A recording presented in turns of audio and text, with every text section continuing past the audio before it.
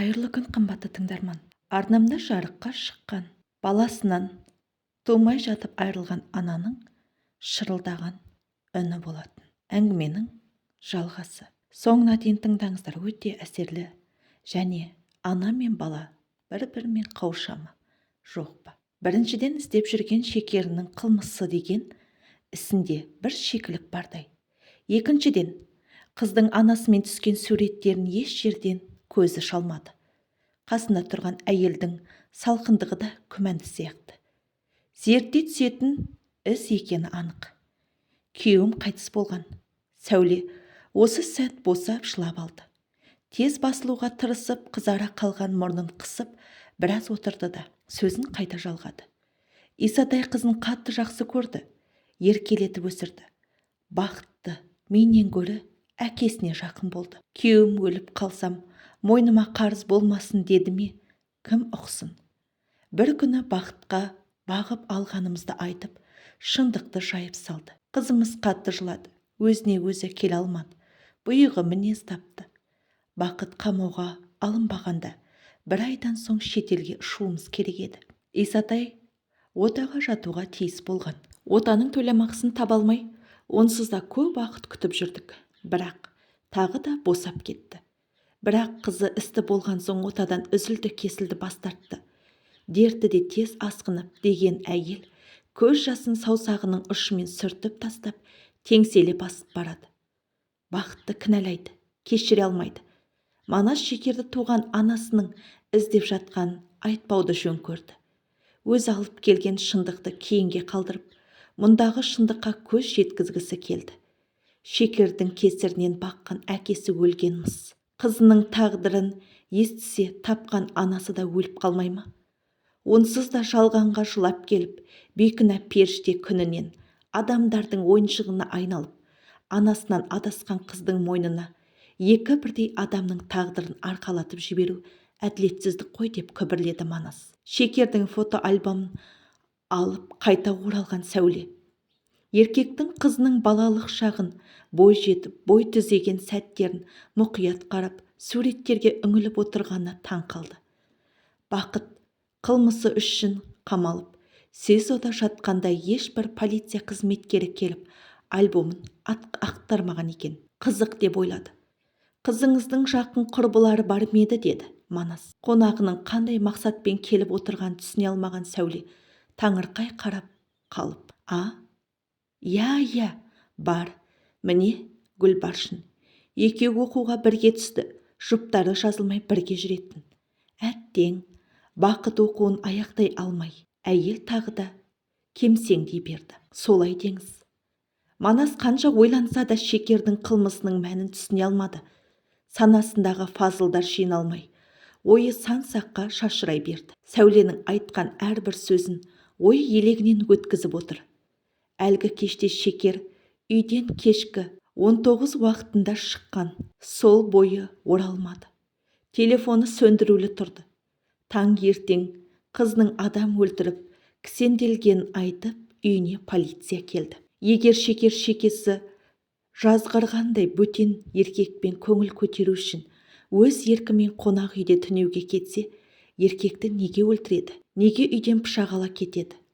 Жоспарлаған ба? Жоспарлы қылмыс болса, өзі неге кетіп қалмады? Еркекте қандай кегі болуы мүмкін? Шекердің шешесі Гүлбаршын екеуінің жұптары жазылмай жүреді деп педі. Сол күні Гүлбаршын қайта болды. Бұл жерде оқиғадан тыс артық кейіпкер бар емес пе? Бұлыңғыр кейіпкер кім? Манас сергемек болып орнынан тұрды. Балконға шығып шылым тұтатты. Талдықорғанның күні қандай сұлу болса, түні де дәл солай керім. Самсаған жұлдыздардың арасына жантайған айдың сәулесі шашырап, қара түнде жаққан шырақтай нұр құяды. Ерке жел есіп келіп, балконда шылым шегіп, қалың ойдың құрсауында тұрған детектив мырзаны бір айналып шығып, шашын желпи үрлеп жөніне кете барды. Неге екені есіне сая түсті. Не істеп жатыр екен? Әлде ұйықтап жатыр ма? Телефон соқсам ыңғайсыз болар ма? Жанып бітуге таянған темекісінің тұқылын күл салғышқа сала салды. Аздан соң келесісін алып тұтатпақ болған ойын телефон қоңырауы бұзды. Алло, Манас. Ұйықтап қалған жоқсыз ба?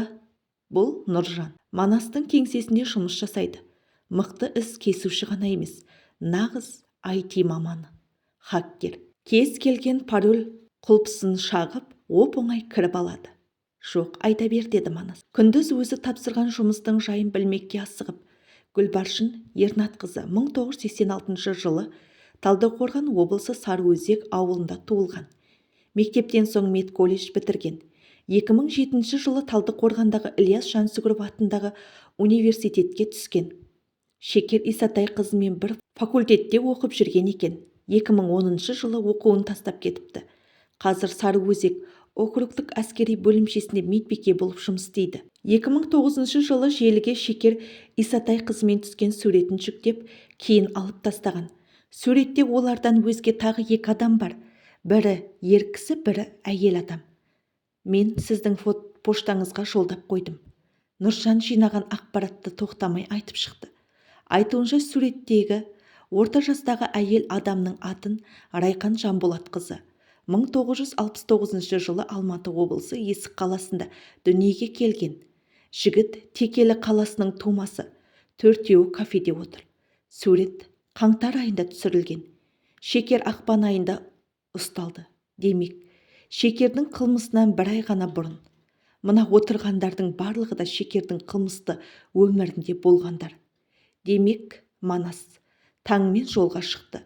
Гүлбаршынның баршын жүзін көріп, бар шынын тыңдап көрейік деп, Сарыөзек ауылына тартып кетті. Детективпен кездесу Гүлбаршынды шошытқан сыңайлы. Шекер жайлы қойылған сұрақтарға жауапсыз, құлықсыз болса да, жалтарып кете алмады. Шекердің қолына кісен салынған күні қалада болмағанын, ауылына кеткенін айтты. Өзін еркін ұстауға тырысып, асықпай жауап беріп отырғанымен, беймаза күйін жасыра алмады. Райқанды танисыз ба деген сұрақ қойған детективтен жүзін бұрып кетті. Мұндай адамды бұрын соңды естімегендей, көзін ұзаққа салып, біраз отырды. Жоқ, ондай адамды танымаймын, деді сонан соң сенімді түрде. Солай деңіз. Детективтің папкасының сылдырмасын асықпай ашып, папкаға сүңгіткен қолын суырып алмай, шұқыланып отырған Гүлбаршынның сабырын жеңіп барады. Қарсыласының әр қимылын бағып отырған детектив тықыршып отырған Гүлбаршынның алдына әлгіндегі суретті тастай салды. Қыз тілін жұтып қойғандай, меңірейген күйі, денесінен жаны ұшып кеткендей қимылсыз отыр. Шекесін тер басып, қан қашқан жүзі бозарып барады. Желіні тазалып тастаған бұл суретте өшірген жоқ беді. Қалайша, қайдан тауып алды? Ішкі ойы кеудесінде әрлі-берлі соқтығып жүрген қысылып барады. Иә, Райқан апайды танимын. Көшеде таныстық. Көлігі бұзылып жолда қалыпты. Сабақтан келе жатыр едім. Жақын маңда тамақ жейтін жер бар ма деп сұрады. Бір әйел. Орталықта Рита кафесі барын айтып едім. Ертіп баруымды, бірге тамақтануымды өтінді. Талдықорғанда ешкімді танымаймын. Көлігім жөндеуден шыққанша тамақтана тұрайық деген соң келістім. Қарнымды ашып келе жатыр едім. Бірге тамақтандық. Студент екенсің, керегіңді жарат деп 20 000 теңге ақша берді. Қарсыласқаныма қарамай қалтама салып қойды. Телефон соғып әлдекіммен сөйлесті де, көлігім жасалыпты деген соң орнымыздан тұрдық. Райқан апай Талдықорғанға жиі келіп тұратын. Шекер екеумізді кафеге шақырып, қонақ қылушы еді деп, судырата жөнелген Гүлбаршынның тамағы кеуіп, өңеші құрғап, берекесі кетті. Осы сәт, осы бір құпия күйіктен өзі де құтылғысы келгендей. Шекердің қылмысына еш қатысы жоқ екенін айтып безілдеген қызды дәл осы жерде жөніне қоя беруді жөн көрді. Детектив мырза, Гүлбаршынның күнәсі емесі анық, алайда күнәқарлар тізімі мұнымен түгенделмейтіні де түсінікті. Детектив Райқанның жөнін білмекке Алматыға бет алды. Тас жол айнадай жалтырайды. Жаңа салынған жолдың беті теп-тегіс. Бір қалыпты жүйткіген көлікте жалғыз келеді. Ойы түйсігінің түкпір-түкпірін ақтарып санасын именденіп алған. Санадағы сансыз сұрақтардың әрбіріне бір аялдап, қашыды. Қалжыратқан әлгі ойдың түкпірінен саяны тауып алып, Әдемі келіншектің көлеңкесінен Сая тауып қозғалмай тұрып алды. Кешке де сөйткен. Сөйлескісі келгенмен тым кеш болып кеткен соң ыңғайсыз көріп еді. Түнеу күні саусақтары Саяның нөмірін басып үлгеріпті. Алло, амансың ба Саяжан? Сәлеметсіз бе? Жолда келемін, ішім пысқан соң. Сонда сіз мені ішіңіз пысқанда ғана іздейсіз бе? Сая сықылықтай күліп алды. Келіншектің тау бұлағындай сыңғырлаған күлкісі Манастың жүрегін қытықтағандай сорлы жүрек дір-дір ете қалды. Жоға. Манас келіншектің қуақы сөзінен сасып қалса да даусын ұнатып-ақ тұр. Жолдан шаршап келе жатқан шығарсыз.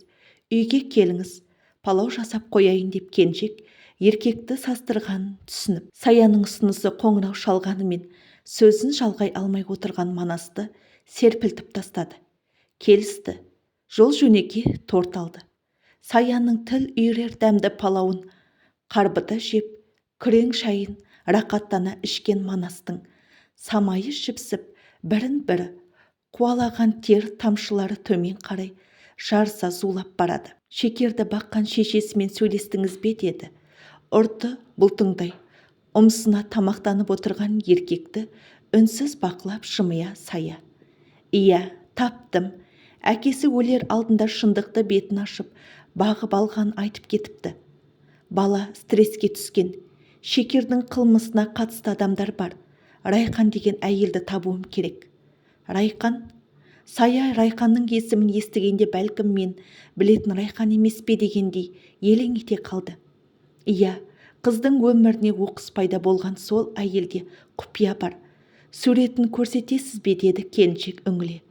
Саяның таңданысы Манасты селт еткізді. Міне мынау деді, ноутбугын ашып. Мен бұл әйелді танимын. Біраз араласқанбыз, үйіме келіп, қонақ болып кеткен. Сая суретке үңіліп, соза сөйледі. Қонып, іздеген адамның иегінің астынан шығарын күтпеген Манас Саяға таңырқай қарады. Қонғанда, шаршадым виношик, ішіп жер әкеле жатырмын. Деген соң келіншегінің жүзі әп-сәтте өзгеріп, жаңағы келім-келбетінің орнын лезде үрей басып алыпты. Сосын Манас онсыз да сасып отырған келіншекке жаңбырша сұрақ жаудырды. Қалай таныстың? Қайда таныстың? Жұмыстан келе жатыр едім. Бір келіншектің жол шиегінде теңселіп тұрғанын көріп таяу бардым. Жақын маңда дәріхана бар ма? Басым айналып тұр деді. Жаным ашып дәріханаға ертіп бардым. Ішке кіріп, қан қысымын өлшетіп шықты, дәрі алды. Қандай дәрі алды? Білмеймін. Ойлан. Манас келіншектің тығырыққа тіреп, жанын қуырып бара жатқанын түсінсе де, дауыс ырғағын бәсеңдете алмады. Дәрілер тізілген әйнек сөренің бергі жағында қалғанмын. Қиын сәтте қол үшін созғаныма риза болып алғыс айтты. Телефон нөмірімізбен алмастық. Келесі күні рахмет деп оңдырмай сый-сияпат алып келді. Қоңырау шалып, 1 минутқа шыға аласың ба деп сыртқа шақырды. Солай араласып кеттік. Райқан сол кездері күйеуімен келіспей жүр екен. Тым қызғаншақ көрінеді онысы. Туыстарының үйінде тұрып жатқанын айтты. Солай де, түсінікті деді Манас, терезенің алдында теріс қарап тұрып. Сонда Сая бәлеге жолыққанын сезіп, сең соққандай сергелден күйге түсті. Әдейі кездесуді жоспарлаған. Райқанның күйеуі жоқ. Біраз жыл бұрын ажырасып кеткен. Алдап соққан деді Манас. Жалт бұрылып келіншектің үрейін селте алмай. Неге өтірік айтты? Неге менімен кездесуді жоспарлады деген келіншектің зәресі ұшқаны сонша, қылмыскерге сыбайлас болғандай, екі беті албырып, жанып барады. Дерек үшін сенен қажетті дерек алды. Асықпай айт. Әрі қарай не болды деді Манас. Онсыз да ес жия алмай тұрған Саяның төбесінен төніп. Шаршап жүрмін. Көңіл көтерек деп қоңырау шалды бірде. Қарсы болмадым. Үйге келді. Вино іштік. Мен ұйықтап қалыппын. Таңертең бірақ ояндым. Біраз күннен соң сөйлескенімізде күйеуімен татуласқанын айтты. Бақыт тілеп Саяның жылап жіберді. Үзіп айтқан әрбір сөзін мұқият тыңдап тұрған Манасқа құпия карталардың шетінен ашылып жатқандай, Сая қымбат кемпір неден қайтыс болды. Ұшып тұрып, қымбат апа, ұйқының дәрісін ішетін. сол түні артық доза қабылдап қойыпты. Жүрегі көтере алмай тоқтап қалыпты деді. Кілт тоқтап, есіне бірдеңе түскендей көзі шарасынан шығып кетердей Манасқа қарады. Сая анық сұмдықты нақ сезгендей. Денесі діріл билеп барады. Солай де, түсінікті деді. Манас тағы да жаттанды сөзін қайталап, шашын кері тарай. Гүлбаршын, мен Саяның мотиві бір. Ол шекерге апаратын жол, яғни Райқан шекерді саналы түрде іздеген. Неге? Болжам бар, айғақ жоқ. Сая Райқанға қоңырау шалып көресің бе деді детектив қатқыл дауыспен. Келіншек Манастың сөзінен өтініш мен бұйрықты ара жігін айыра алмады. Не деймін? Жай, қал жағдайын сұрарсың, қорықпа, ол нөмір сөндірулі болуы да мүмкін деді. Манас келіншектің күйін жаңа ұққандай жұмсара қалыппен. Сая телефон алып Райқанға қоңырау шалды. Шынымен қоңырау бармады. Райқан шекерді іздеді. Алдымен Гүлбаршынмен жолығып, жоспарымен жүріп өтетін жол картасын сызды. Мұның мәні тереңде жатыр. Шекердің анасындай адамның қызда қандай кегі болуы мүмкін? Әлде шекерді тапқан, баққан адамдардың қатысы бар ма? Сәуле Райқанды танымайды. Таныса да тіс жармауы мүмкін. Исатай ше, шекер өлтірген еркек неге Алматыдан қызды іздеп сонау Талдықорғанға барды? Райқан мен Болаттың жол схемасы неге бір? Детектив Нұржанға Болат Сағынбай туралы мәлімет табуын, 2 жыл бұрын наурыз айында Райқанның нөмірінен шыққан қоңыраулардың кімге соғылған білуді тапсырды. Манастың тапсырысымен жедел жолға шыққан Нұржан Талдықорғанға тура тартты. Аталмыш қаладағы қонақ үйге барды. Қонақ үй клиенттерді, тіркелген құжаттарды зерттеді. Қылмыс болған күні қонақ үйде болған адамдардың тізімін алды. Болат Сағынбайдың атына 8 нөмір тіркелген. 9 нөмір Райқан Жанболат қызының атынан рәсімделген. 2010 жылы Райқан пайдаланған нөмір қазір жұмыс істемейді. Сол жылы наурыз айында Райқан Болатқа бірнеше рет қоңырау шалған. Шекер қылмыс жасаған наурыздың 13 күні Болат пен Райқанның телефондарынан соғылған. Соңғы қоңырау 2010 жылы 13 наурызда кешкі сағат 18:45-те Райқаннан соғылды. Бұл Райқан тұтынған номерден соғылған қоңырау. Сағат 19:00-де шекердің кездесуі. Райқан жалтармады, қарсыласпады. Детективті күтіп жүргендей, күлімдей қарсы алып, Райқан сұрақтарына емін-еркін жауап беріп, көсіле сөйледі. Асқақ арманына қол жеткізгенде пендедей, әр сөзі нық. Полиция арнайы тергеу изоляторына алып жүргенге жүзінде өкініштің белгісі болған жоқ. Жымиған күйі еріп жүре берді. Тергеу изоляторында жатқан Райқан тергеушілердің әрбір сұрағына нақ жауап беріп, қылмысын тез мойындады. Шекерге қатысты бұлыңғыр істің басты кейіпкері өзі екенін жасырмады. Қылмысының тамырын терең суырды. 18 жасымда ғашық болдым. Оқу іздеп Алматыға келгенмін. Кездейсоқ Болатпен таныстым. Көше бойлап келе жатқанымда соңынан қуып жеткен жігіт таныспаққа ниет білдірді. Сықия киінген өткір мінезді жігіттің тілі майда, тез-ақ баурап алды. Оның үстіне сауда жасайтын жігіттің ақшасы көп. Жарты құрсақ студентпін ғой, қыдыртады, ішкізіп жегізеді. Күннен күнге ұната түстім. Мен ыңғайына көне бердім. Ол дегеніне қол жеткізді. Жүкті болғанды естігенде сүйіктім қуана қоймады. Керісінше келуі сиреді. Біртіндеп ат ізін салмайтын болды. Сорлы басым қаланы тінтіп, Болатымды шам алып іздедім. 3 айдың ішінде жүдеп құр сүлдерім қалды. Болат баратын жерді торып, қаңғып жүремін. Бірде Болаттың өзге қызбен кафеде отырған көріп, қастарына жетіп бардым. Қыз сондай сұлу екен, күйіп барам. Болат мені тани алмай, рөлін шебер ойнады. Жұлқылай далаға сүйреді. Аулақ жүр. 2 қабат болсаң алдырып таста. Қойныма кірген өзің. Менің түк те кінәм жоқ деп итше қуды. Болаттың қызын іздедім. Тауып алып таныстым. Аты Балым. Небәрі 16 жаста екен. Әкесі жоқ. Анасы жындықанада қайтыс болыпты. Туыстары тым қатыгез. Араласа бастадық. Туыстарынан кетіп қалып, барар жер, басар тауы қалмаған қызды бөлмеме қондырттым. Бір шетінен аядым, бір шетінен Балымды іздеп, Болат келе ме деп үміттендім. Қаншама жылап жалынсам да балым Болаттан бас тартпады. Болатты сыртта тосып тұрады, балымы еріп кете береді. Екеуі түн тауысып таң асырып келеді. Азабымды өзім ғана білем.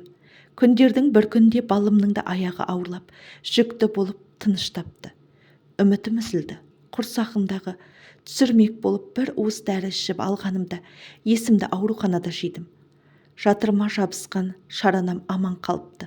Уақыт өтіп кетіпті деп дәрігерлер түсік жасауды бас тартты. Амалым қалмады. Өмір сүргім келмеді. Оңбай алданып, өксіген өмірім қымбатта, қызықта емес. Өлмекке бел будым. Тағы да 4-ші қабаттан секіріп кеттім. Бел омыртқам, қабырғам, екі аяқ қолым сынды. Жарты жыл аурухана төсегіне таңылып, қимылсыз жаттым. Қарнымды кесіп баланы алған дәрігерлер енді туалмайсың дегенде Болатқа кектендім. Тірі қалсам, қалайда кегімді алам. Мен ішкен уды саған да, балымға да ішкізем деп өзіме серт еттім.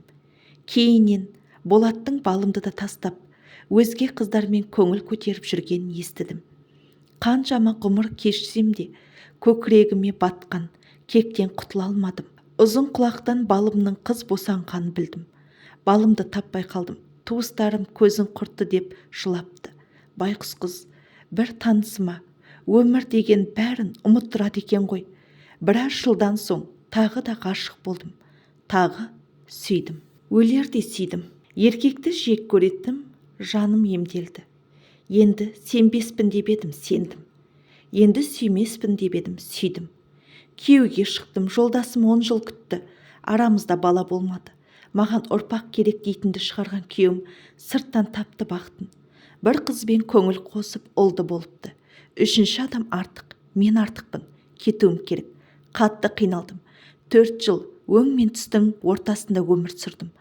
Жас күнімде Болатпен жолықтырған тағдырыма лағнет айттым. Болатқа алданғаным үшін өзімді кеше алмадым. Ескі кек қайта оянды.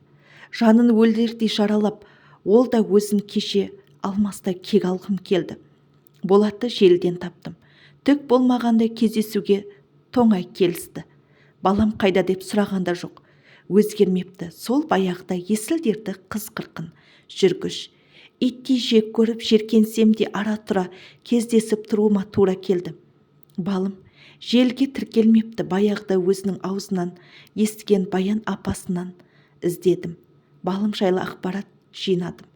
Баян қаланың шетінде пәтер жалға береді екен. Бір бөлме жалдап 3-4 ай тұрдым. Балымды танитынымды айтқанымда апай еріне жұқпай сіңілсін жамандай жөнелді. Сұртпақтап жүріп балымның қыз босанғанын, оны қымбаттатты апаларының баласыз адамдарға беріп жіберген біліп алдым. Кімге бергені белгісіз. Өкініштісі, бұл құпияны сол кемпір ғана біледі. Ебін тауып қымбат кемпірдің мекен жайында айтқыздым Баянға. Кемпірдің қызметшісі барын білем, аңдыдым. Сая аңқау сенгіш болып шықты. Сенімме кіру қиын болмады. Өтірігіме де сене берді. Үйіне қонуға барып, биноға ұйқының дәрісін араластырып ішкіздім.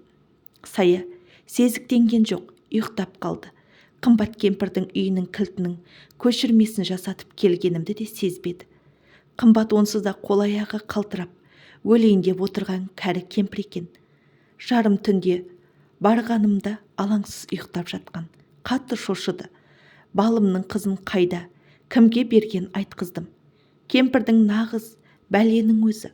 Қорқып отырса да сыр алдырмай, бас аяғымды тінтіп, жаттап отыр. Қалай емес, көзін құрту керек. Ішіп жүрген дәрісінен оңдырмай ішкізіп жібердім. Сонша дәріні көтер алмайтын көрініп тұр. Саядан кемпірдің өлгенін естіп қуандым. Кегімнен құрылған жоспарым барған сайын асқынып, тереңге тартып барады. Тоқтай алар емеспін. Балымның қызы бақытты көргенде төбемнен жай түскендей болды. Құдды баламның дәл өзін көргендеймін. Болатқа ұқсайтын қыр мұрны, ерінің үстіндегі қалы да есінен тандырардай.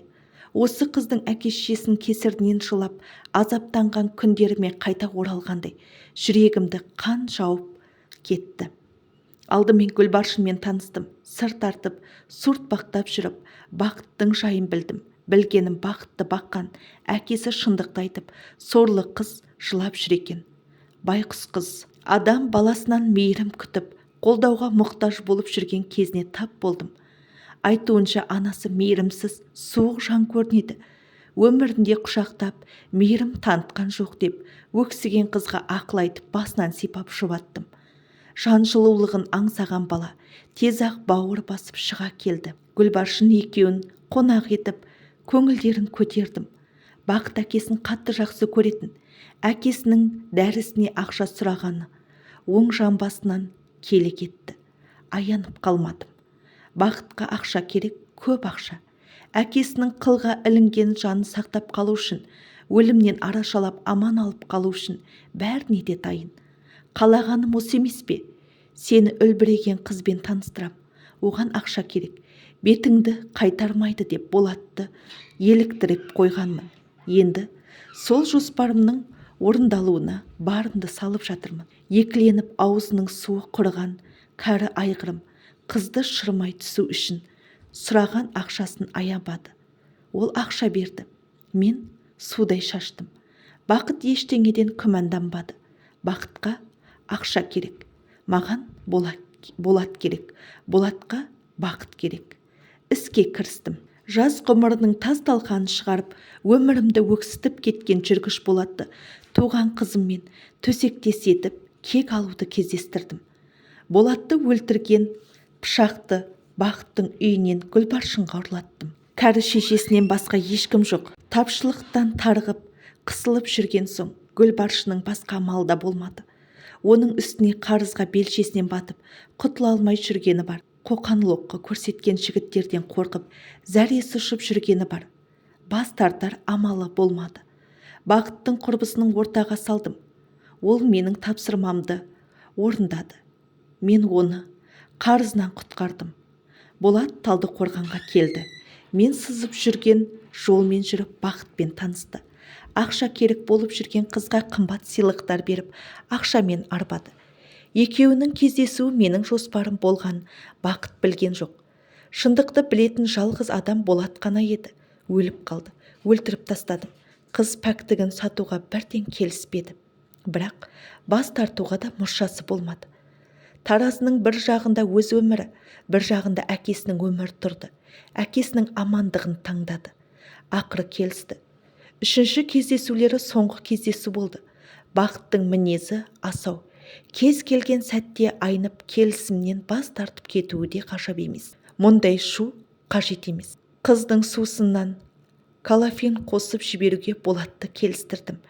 Екі көзі қанталап, күн тимеген жас қыздың тәніне аңсары ауған кәрі айғыр не десең де бас шұлғи беретін дәрежеге жеткен.